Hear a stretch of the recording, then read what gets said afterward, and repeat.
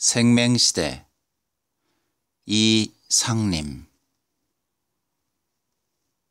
차창 너머로 가로수가 물이 져 떠밀려 갔다. 빠르게 도망나는 풍경들을 가로지르며 쓰레기 수레 한 대가 느릿느릿 굴러가다간 이내 시야 밖으로 사라졌다.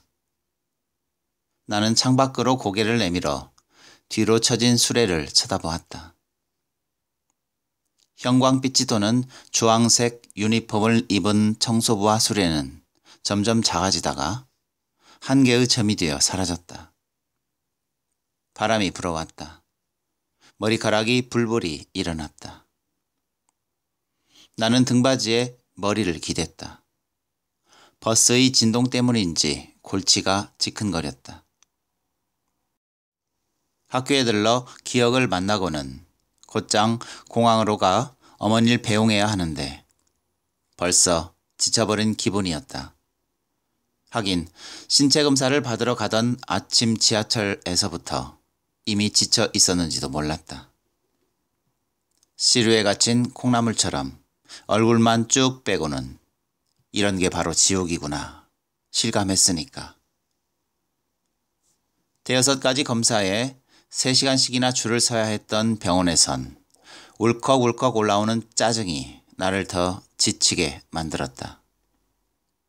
욱신대는 눈을 두어 번 껌뻑이며 나는 앉은 채로 팔짱을 꼈다.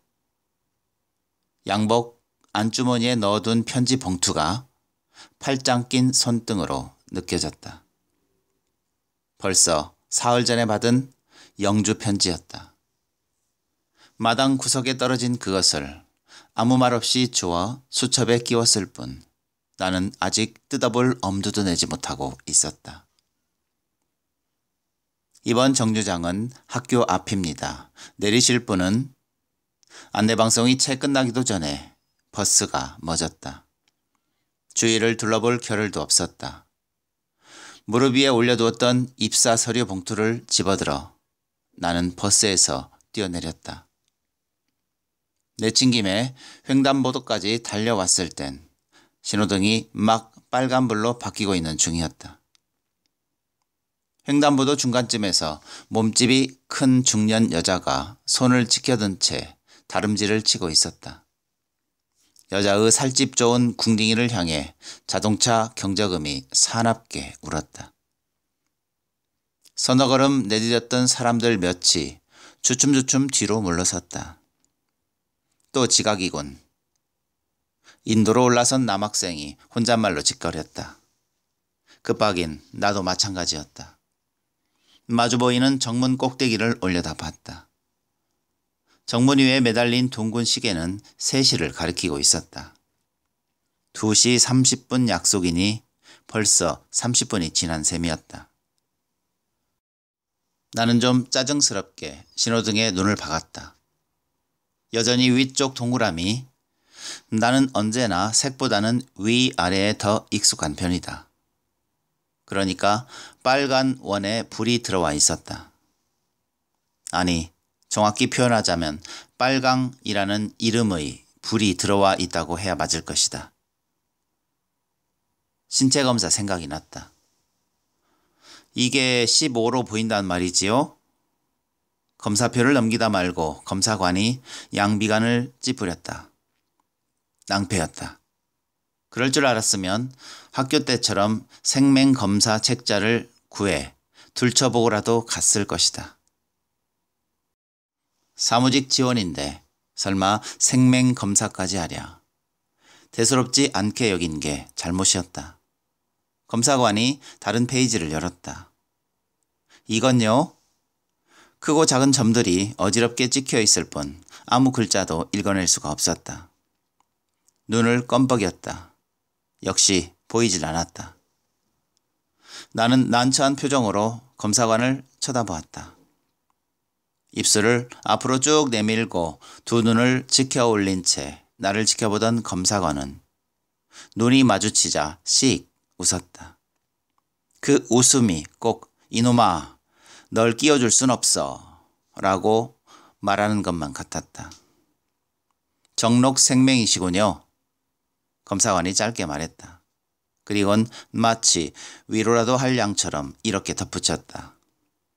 가만히 있자. 무슨 부에 지원을 하셨더라?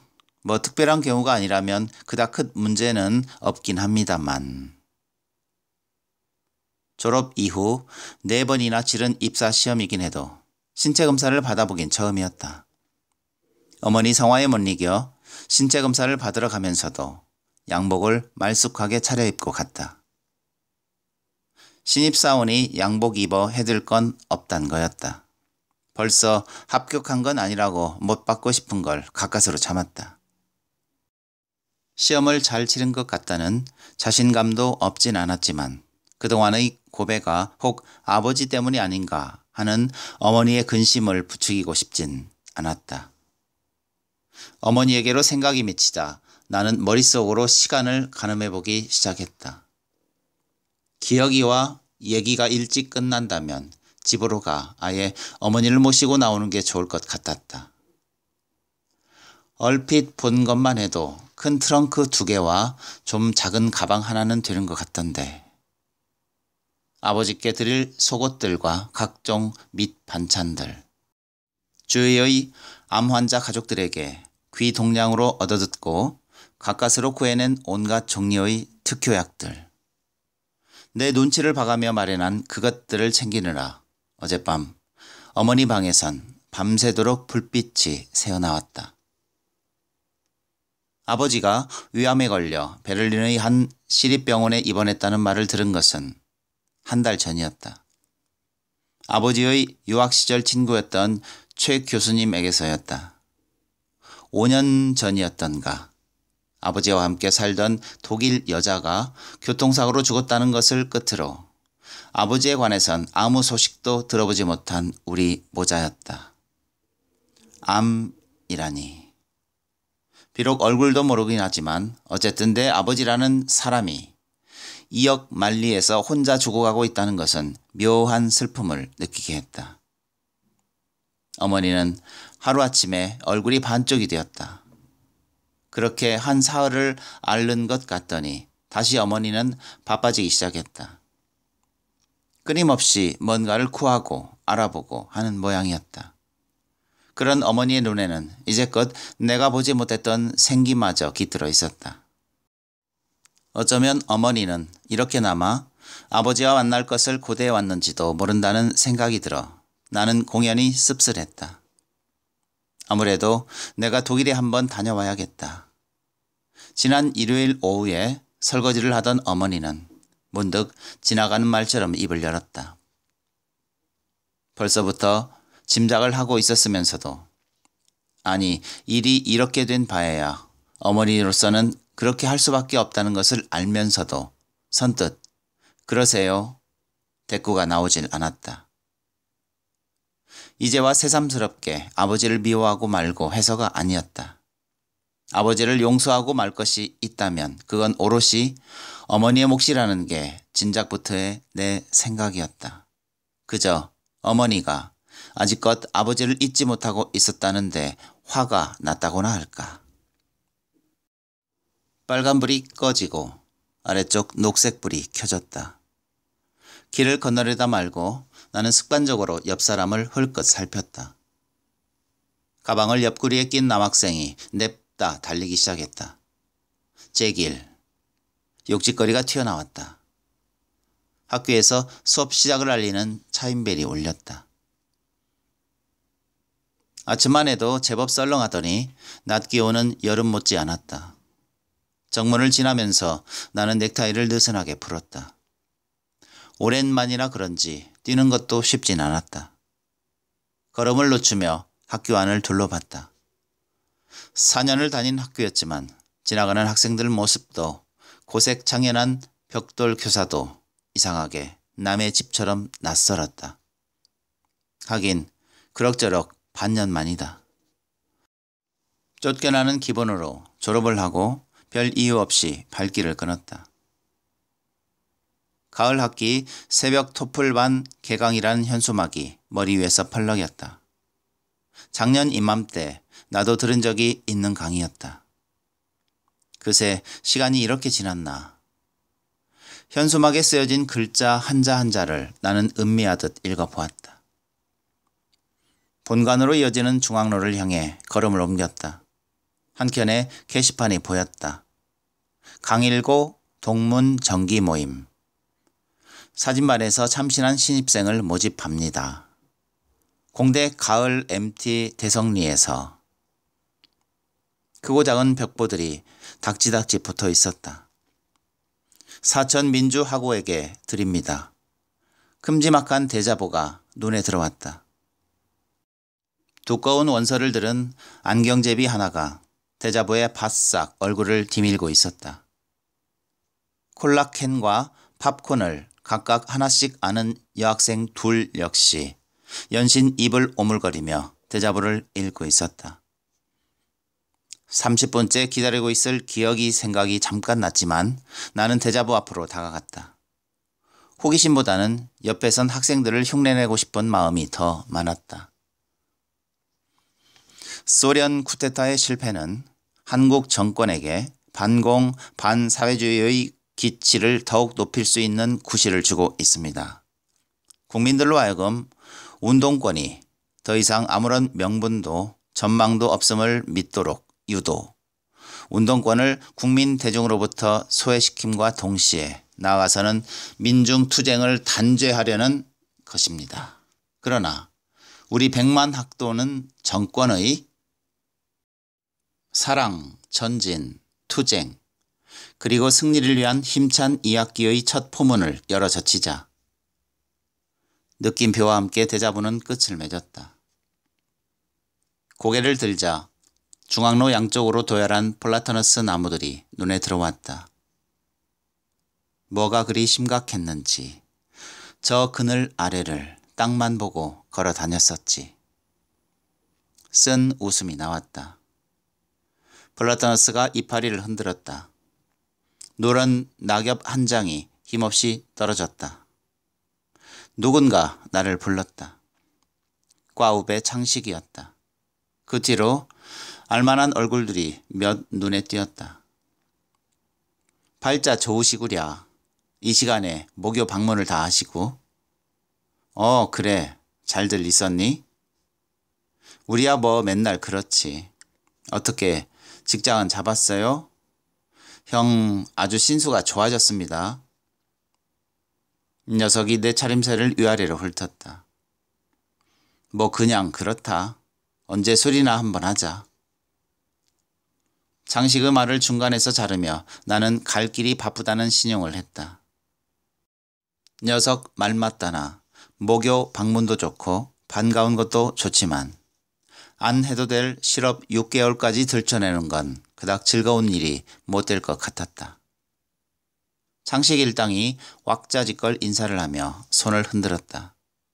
덩달아 손을 흔들고 돌아서는데 내가 입은 양복 바지 자락이 눈앞에서 펄럭였다. 주위를 둘러보았다.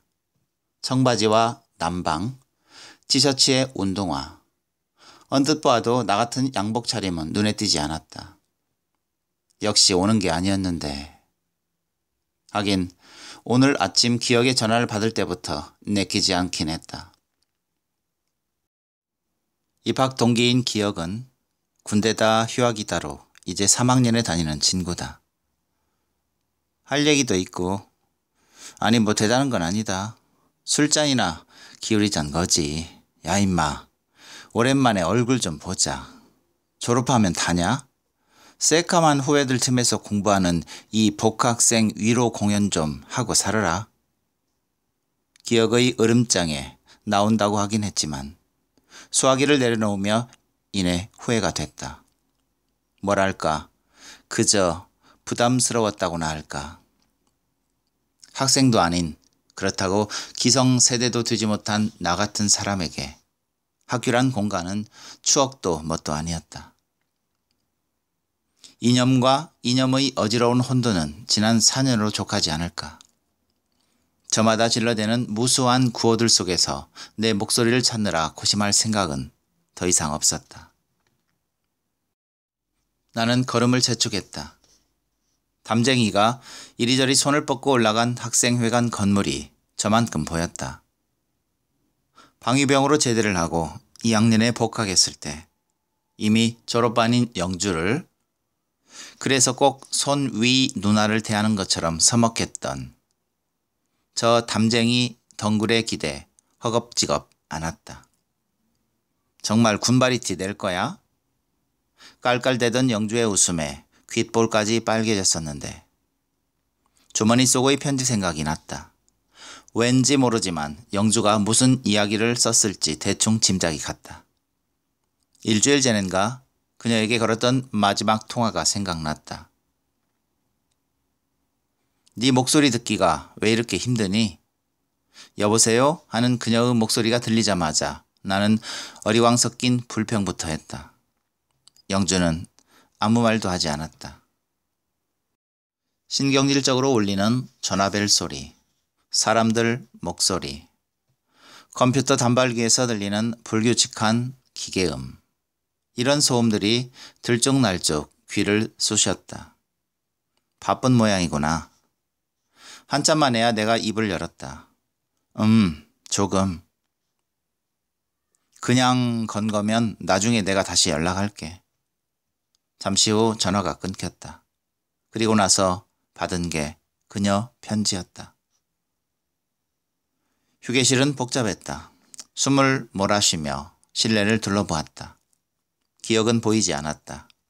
시계를 보았다. 약속 시간으로부터 이미 40분이 지나 있었다. 그 정도 시간을 못 기다릴 친구는 아닌데 어쨌든 기다려봐야 할 것 같았다. 여학생 하나와 남학생 둘이 있는 구석 의자로 가서 엉거주춤 자리를 잡았다. 맞은편 창가에 앉아 기타를 튕기던 녀석 하나가 기분 나쁜 표정으로 나를 쳐다보았다. 이곳 휴게실 풍경과는 도무지 어울리지 않는 내 모습이 못마땅하다는 투다. 하긴 양복 차림에 누런 서류 봉투까지 끼고 어슬렁어슬렁 나타났으니 모르긴 해도 창비 전집이나 타임지를 팔러온 별 볼 일 없는 외판원쯤으로 보이겠지. 녀석이 내게서 시선을 거두고 다시 기타줄을 튕기기 시작했다. 잘 기른 녀석의 단발머리가 수구린 턱 끝에서 찰랑거렸다. 멋쩍게 앉아있기도 뭐해 커피나 한 잔 뽑을까 하고 자리에서 일어섰다. 커피 자판기 옆으로 공중전화가 보였다. 신체 검사가 끝나면 전화를 하라던 어머니 말이 생각났다. 무심결에 동전을 뒤지다 그만두었다. 그저 잘 치렀다고만 하면 될 일인데도 내키질 않았다. 정록 생명이시군요. 검사관의 비식웃는 얼굴이 떠올랐다. 신체 검사를 마치고 학교까지 오는 동안 그 웃음이 줄곧 머리에서 떠나지 않았다는 걸 생각하니 왠지 모를 짜증이 치밀었다. 나는 거칠게 커피 자판기 버튼을 눌렀다. 옆에 앉은 새 학생들 쪽에서 담배 연기가 넘실넘실 날아왔다.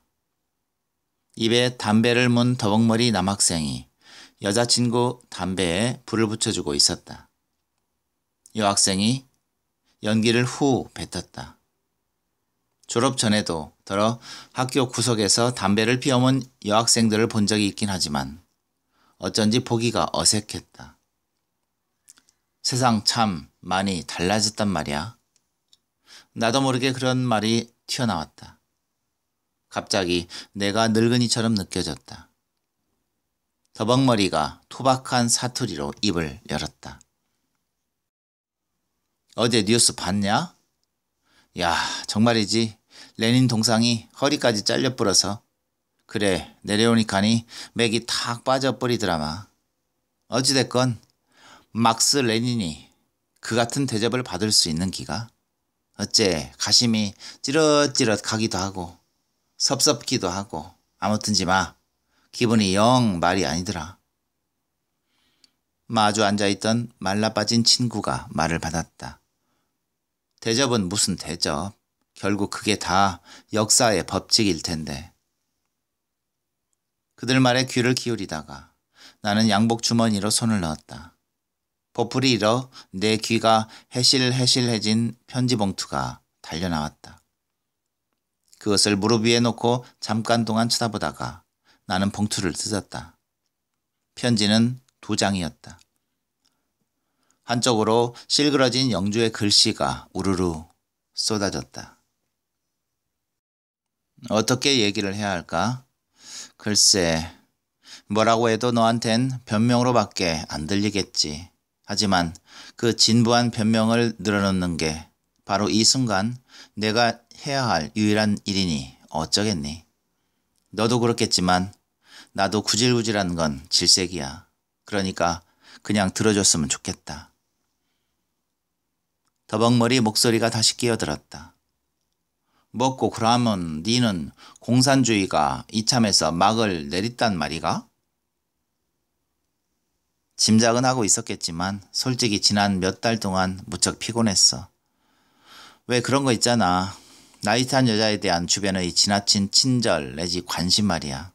처음엔 귓등으로만 들었는데 그것도 반복되니까 못 견디겠더군. 게다가 슬슬 내 인생이 갑갑하다는 생각도 들었어. 도대체 어디로 가는 건지도 모르면서 운전대만 잡고 있으면 뭘 해? 말라깽이가 핏대를 올렸다. 내가 말하는 역사의 법칙이 사회주의라는 이념 자체의 패배를 얘기하는 건 아니야. 소련이 지금 겪고 있는 혼란이 결국 더 이상적이고 더 현실적인 사회주의로 나가기 위한 과정이 아니겠냐? 레닌의 허리가 잘렸다고 해서 노동의 가치나 분배의 공정성이라는 기본 이념 자체를 부정하는 건 아니잖아.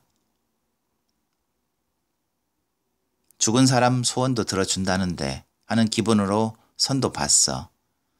너무 잘난 척을 하는 게 꼴불견이긴 했지만 아주 싫지는 않더라. 물론 네 생각도 했어. 아니, 너라기보다는 우리가 함께 보낸 몇 년이었겠지. 그 시간은 뭔가 싶더라. 글쎄, 네 말도 일리가 없는 것은 아니다만 내 보기엔 소련이나 동구라파나 결국 70년 역사를 철저히 허비한 것으로밖에 안 보이는 기라.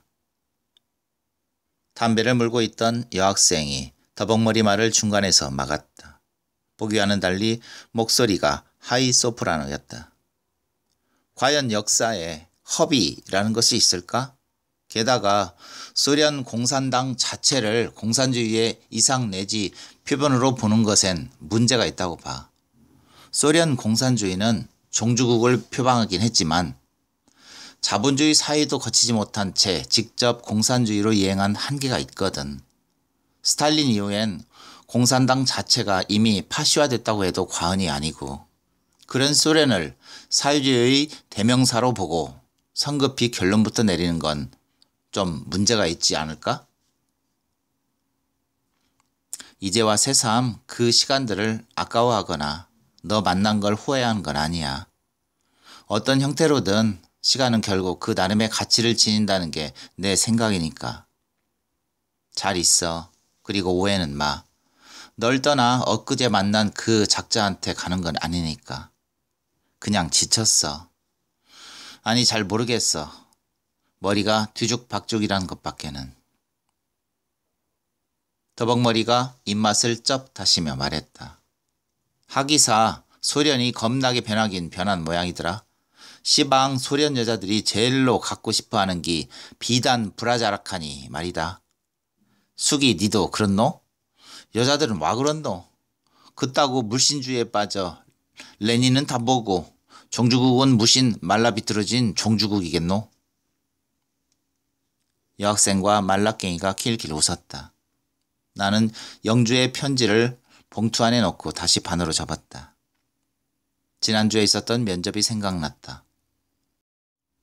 요즘 소련 사태에 대해서 어떻게 생각하나? 머리가 뒤로 벗겨진 중년 남자가 안경을 치켜 올리며 물었다. 글쎄요. 소련 내부나 사회주의에 대해 특별한 견해를 가지고 있진 않습니다만 자본주의에겐 하나의 안티체제였던 공산주의의 쇠락은 어떻게 생각하면 우리에게도 매우 위험한 것이라 생각됩니다. 상대 개념이 없다는 건 다시 말해 부패를 견제할 기준이나 자극제가 없어진다는 말이 될 테니까요.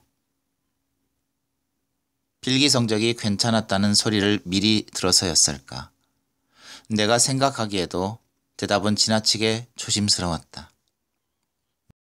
면접관의 시선이 다른 응시자에게로 넘어갔다. 함부로 논쟁할 수 있는 일이 아니라고 생각합니다. 아직 입장 정리를 못했습니다. 면접관이 웃었다. 뒤통수를 한 대 얻어맞은 기분이었다. 휴게실 문이 벌컥 열렸다. 기억일까? 하고 얼른 고개를 돌렸다. 머리에 흰 띠를 두르고 장구와 꽹과리 등을 들은 학생들이 되어서 들어왔다. 의자도 찾을 것 없이 바닥에 자리를 잡는가 싶더니 꽹과리 소리가 귀청을 때렸다. 자넨 또 뭐야? 내일 모레 탈반 공연 있잖아. 개강하기가 무섭군.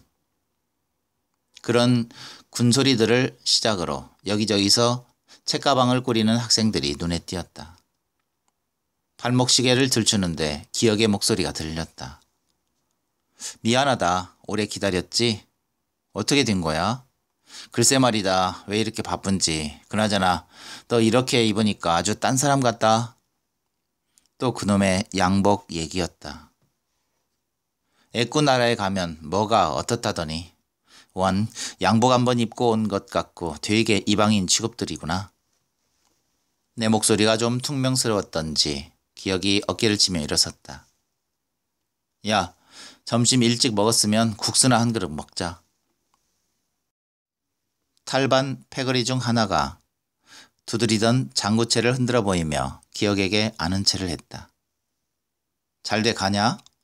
기억이 소리를 질렀다. 국수 한 그릇을 두 젓가락에 먹어치운 기억이 반도 더 남은 내 그릇을 자기 앞으로 끌고 갔다. 나는 맞은편 테이블에 앉은 여학생들에게로 시선을 돌렸다.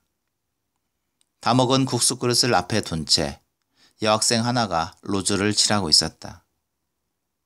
손바닥만한 거울에 얼굴을 들이대고는 위아래 입술을 맞부딪히는 모습이 우스꽝스럽게 보였다. 그녀 앞에 앉아있던 다른 여학생도 콤팩트를 꺼냈다. 귓볼이 늘어질 만큼이나 큰 귀걸이가 거슬리긴 했지만 그런대로 귀염성 있는 얼굴이었다. 영주 생각이 났다. 취직이 되고 그녀와 결혼을 하면 어떨까? 연애가 너무 길어 좀 맥이 빠질 거야. 그런 부질없는 상상에도 빠졌었지. 그래, 요전에 본 시험은 잘 될 것 같고? 기억이 불쑥 입을 열었다. 내가 비릿 웃어넘겼다. 그래야 긴 인생의 그깟 1년 아무것도 아니다. 느긋하게 생각하자. 긴 인생 어쩌고 하는 건 그의 말버릇이었다. 함께 있었던 언더서클을 그만둘 때도 그는 똑같은 말을 했었다. 기억 말처럼 그것이 단순히 1, 2년 하고 말 일이라면 나도 도망치듯 그렇게 떠나진 않았을 것이다. 내가 모르는 사이 내 인생을 바꿔버릴 수도 있는 그 위력이 나는 무서웠다. 영주는 잘 있냐? 회사 잘 다니고? 기억이 다시 물었다. 나는 고개를 돌렸다. 자식 심드렁하긴. 야, 요즘 세상에 영주만한 여자 또 없다.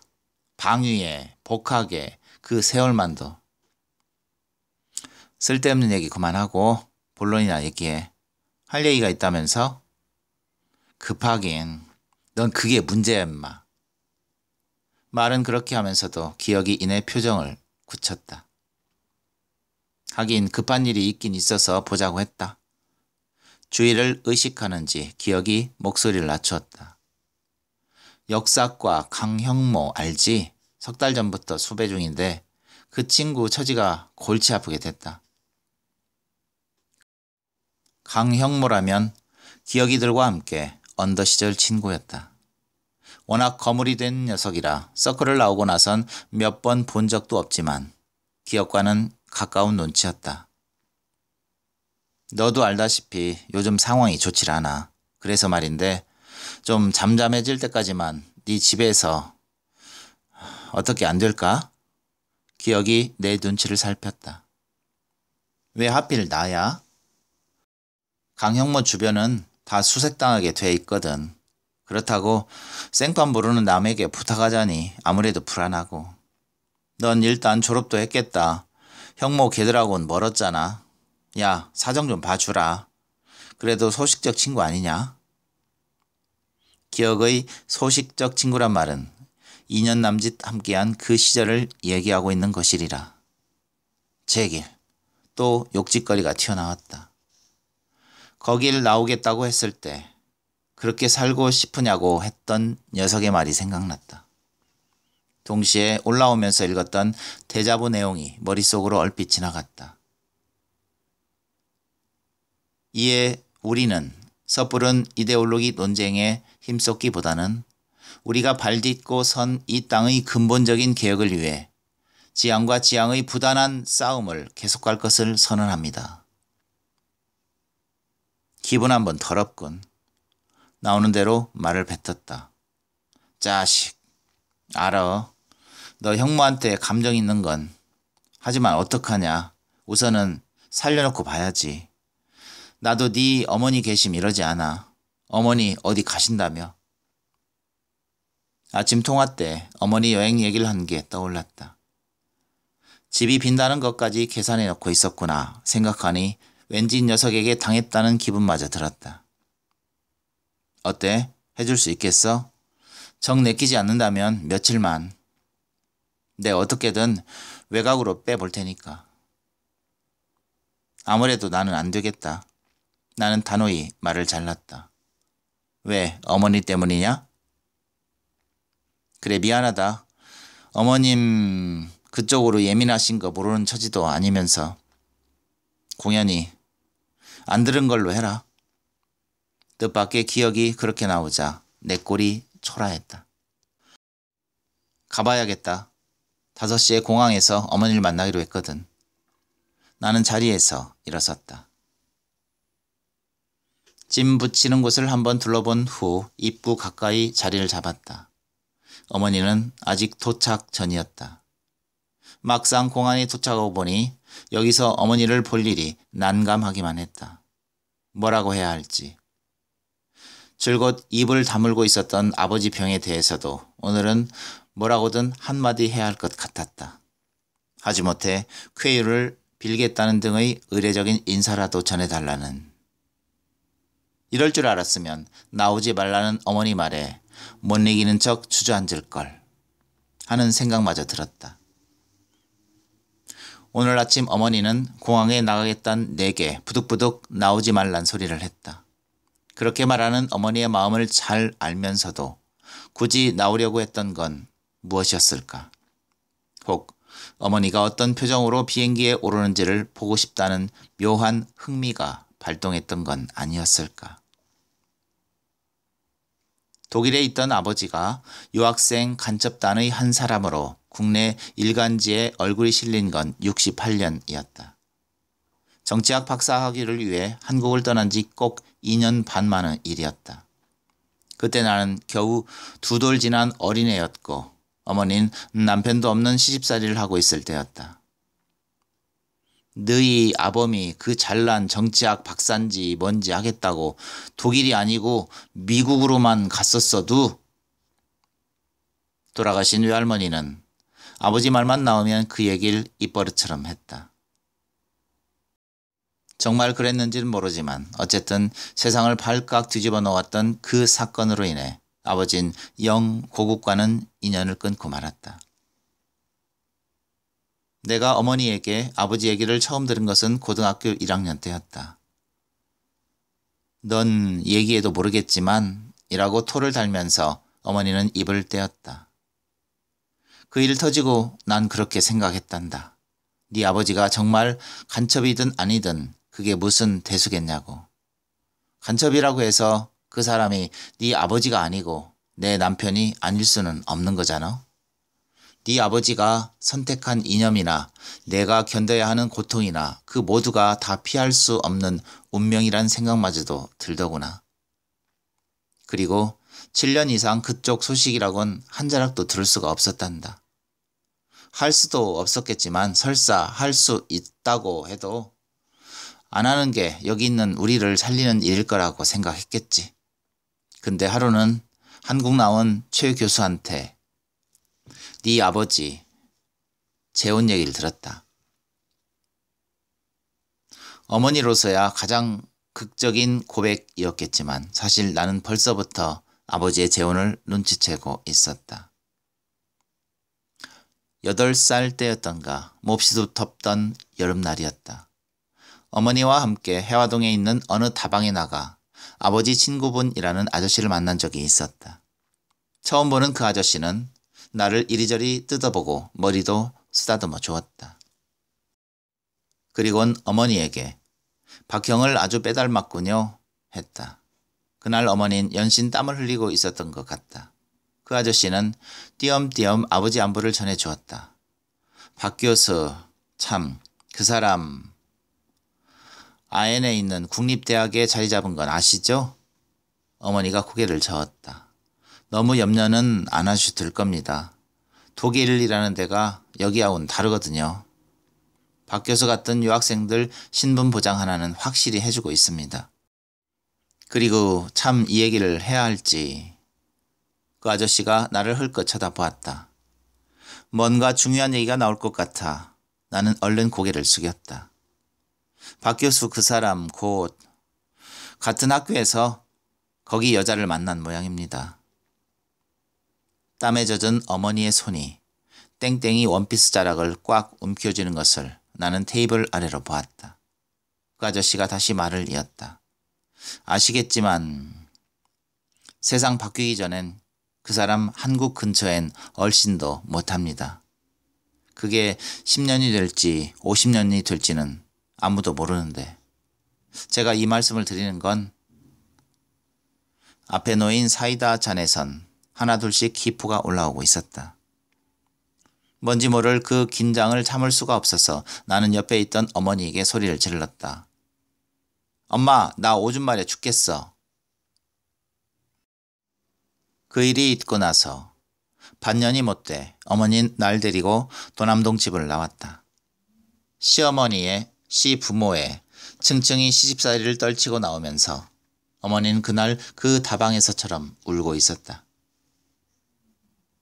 먼저 왔구나. 어머니였다. 어머니는 허리보다도 더 높이 올라오는 바퀴 달린 트렁크 2개를 밀면서 들어오고 있었다. 예, 어디 한번 가려면 웬 짐이 이렇게도 많니? 내가 가방을 받자 어머니가 먼저 입을 열었다. 택시는 잘 잡혔어요? 그럼 운전수가 여간 친절하지가 않더라. 어머니가 또 말을 길게 늘어놓았다. 그런 어머니가 어쩐지 안쓰러워 나는 얼른 자리에서 일어섰다. 짐도 붙이고 출국 수속도 해야지요. 출국 수속을 마친 어머니가 이쪽을 향해 걸어오고 있었다. 바깥에서 어머니를 보는 게 오랜만이라는 생각이 들었다. 원래 몸집이 크진 않았지만 오늘따라 어머니는 더욱 작아만 보였다. 내 옆자리에 털썩 앉은 어머니가 손수건을 꺼내 이마를 훔쳤다. 벌써 지치셨나 봐요. 글쎄 말이다. 이젠 정 같지 않아. 그나저나 신체 검사는 잘 받았니? 전화 좀 하지. 궁금하지 않게. 잘 받고 자시고 할 게 뭐 있어야죠. 안과 검사도 하든? 어머니가 지나가는 말처럼 슬쩍 물었다. 그것도 무슨 내력이라고. 어머니가 혼자 소리를 했다. 나와 같은 정록 생명이었다는 아버지 얘기를 하고 있는 것 같았다. 어머니 입에서 아버지 말이 나오자 나도 무슨 말인가를 해야 할 것 같았다. 고개를 숙인 채 나는 손목시계를 보았다. 아직 10분 이상 시간이 남아 있었다. 손가락 마디마디를 천천히 부러뜨렸다. 어머니의 가는 한숨 소리가 들렸다. 어느 정도래요? 뭐가 말이냐? 아버지 병 말이에요. 모르겠다. 가보면 알겠지. 난 상관 않기로 했다. 네 아버지 나한텐 진작에 죽은 사람이었다. 그저 그렇게 됐다니 얼굴이나 한번 보려는 거지. 말투는 사나웠지만 어머니 목소리는 젖어 있었다. 어머니 말랐다나 어머니에겐 아버진 이미 20년 전에 돌아간 사람이었는지도 몰랐다. 그렇게 생각하지 않았다면 아마 어머니는 벌써 세상살이에 손을 들었을 것이다. 18시발 프랑크푸르트행 칼 탑승객께선 기내로 탑승해 주시기 바랍니다. 이어 게이트 넘버가 불리워졌다. 나 없다고 끼니 걸으면 안 된다. 합격자 발표 나면 연락하고. 내 얼굴을 피하며 어머니가 자리에서 일어섰다. 도착하시거든 먼저 연락하세요. 나는 어머니의 스카프를 바로잡아 주었다. 그리고 아버지께 빨리 일어나시라고 전해주세요. 어머니가 나를 끌어안았다. 나는 어머니 어깨를 두른 팔에 힘을 줬다. 약을 구하러 다녔던 지난 한 달처럼 어머니 표정은 또 상기돼 있었다. 들어올 때보다 공항은 훨씬 한적했다. 로비에 설치되어 있던 대형 수상기에선 저녁 뉴스가 진행 중이었다. 마침 화면엔 고르비와 엘친의 공동 기자회견 장면이 나오고 있었다. 이윽고 화면이 바뀌었다. 흰 바지 저고리 차림에 수갑을 찬 한 사내가 화면에 보였다. 카메라가 그의 얼굴을 클로즈업했다. 사내는 얼마 전 사형을 구형받은 노동자 시인이었다. 마치 죽음과 삶을 통달하기라도 한 듯 그는 카메라를 향해 웃고 있었다. 어떡하냐? 우선은 살려놓고 봐야지.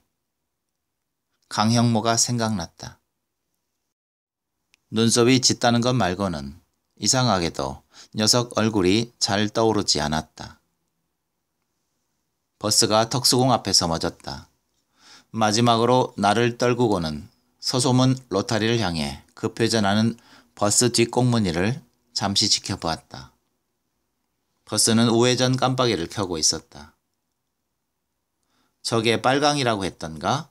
내 생각으론 색깔을 보는 것은 사람마다 다 미묘한 차이가 있을 것 같은데 네가 다른 사람과 다르다면 그건 그 차이가 좀 심할 뿐이겠지?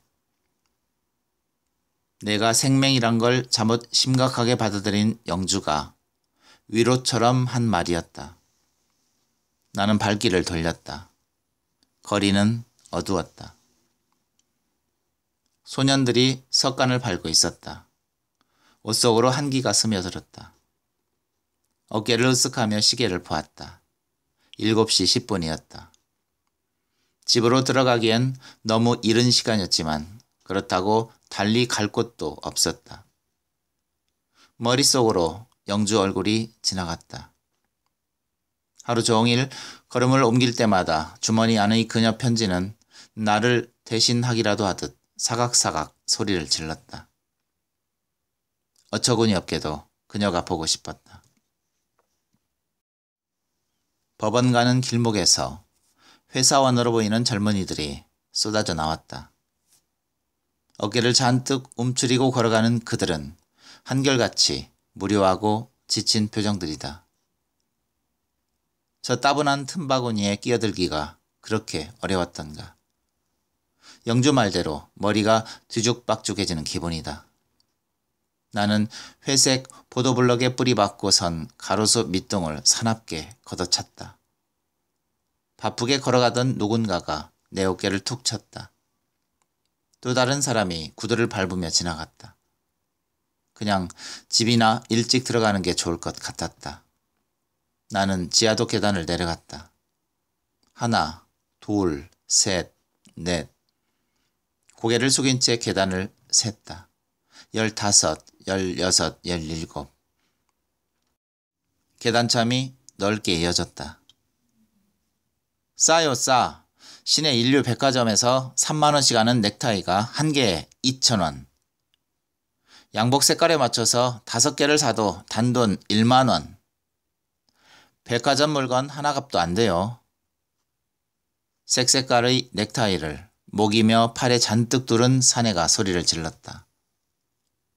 신사복을 입은 젊은 남자 몇이 넥타이를 고르고 있었다. 나도 메고 있는 넥타이를 내려다 보았다. 와서 하나 고르세요. 커피 한 잔 값도 안 됩니다. 사내가 나를 향해 소리쳤다. 다시 계단이 이어졌다. 술에 취한 늙은 거지가 계단을 등받이 삼아 누운 채 뭐라고인지 중얼거리고 있었다. 내 앞을 걸어가던 여자가 거지의 깡통에 동전을 떨어뜨렸다. 나는 계속 걸음을 옮겼다.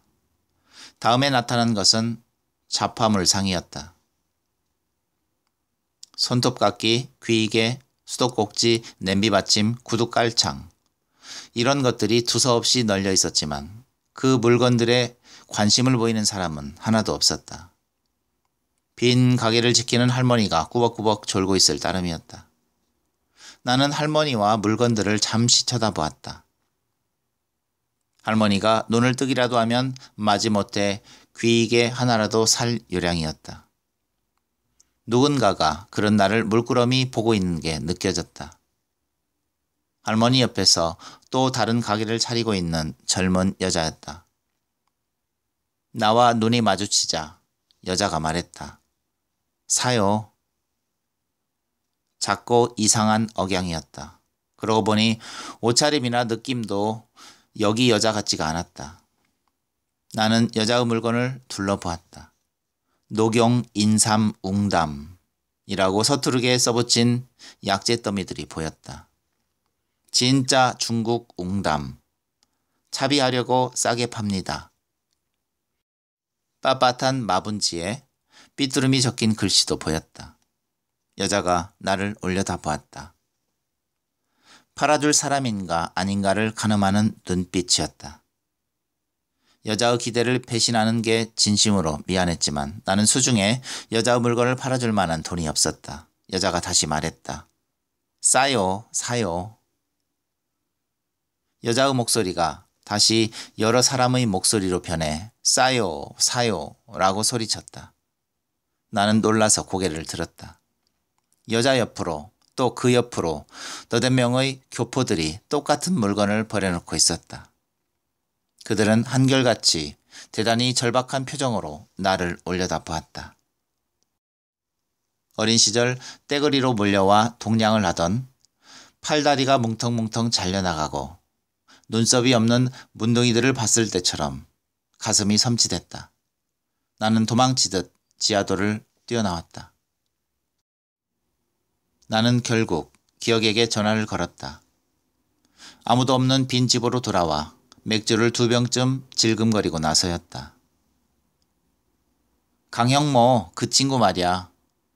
아직 있으면 우리 집으로 보내. 뭐? 동지? 동지 같은 소리 하고 있네. 너 아직도 모르냐? 나 그런 단어 모르는 거? 그냥 혼자 빈집 지키자니 심심해서 그런다. 그리고 말이야, 우리 어머니 오실 때까지만이다. 뭐라고? 집주인 유세가 대단하다고? 그랬냐? 그랬다면 미안하다. 전화를 끊고 나서야 나는 어머니에게 귀국 날짜를 묻지 않았다는 걸 깨달았다. 글쎄, 어머닌 언제쯤 오실까?